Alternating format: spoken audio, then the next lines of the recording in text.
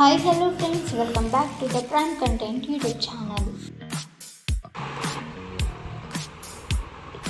ఆంధ్రప్రదేశ్లో ఎండలు అప్పుడే నిప్పులు చెరుగుతున్నాయి. మార్చి నెల ముగియకముందే భానుడు తన ప్రతాపాన్ని చూపిస్తుండటంతో రాష్ట్ర విపత్తుల నిర్వహణ సంస్థ తీవ్ర వడగాల్పుల హెచ్చరికలు జారీ చేసింది.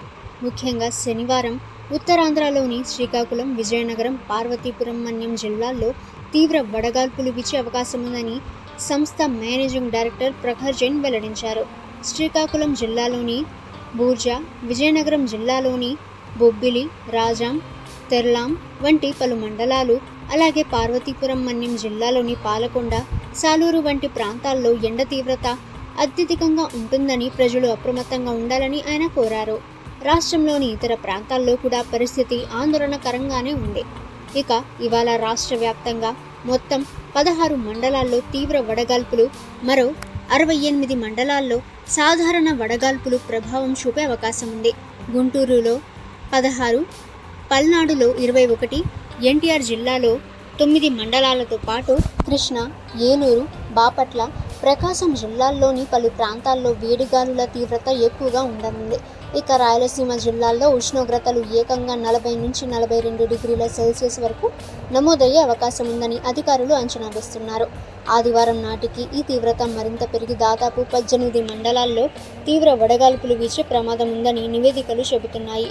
శుక్రవారం నమోదైన గణాంకాలను పరిశీలిస్తే ఎండల తీవ్రత ఏ స్థాయిలో ఉందో అర్థమైతే చేసుకోవచ్చు.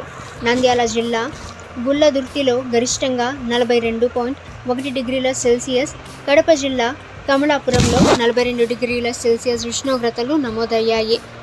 ఇక అలాగే తిరుపతి, పల్నాడు, అనంతపురం, కర్నూలు జిల్లాల్లో కూడా పారలు 21 డిగ్రీలు దాటేశాయి. ప్రజలు ఎండ దెబ్బ నుంచి తమను తాము కాపాడుకోవడానికి తగిన జాగ్రత్తలు తీసుకోవాలని విపత్తుల నిర్వహణ సంస్థ సూచించింది.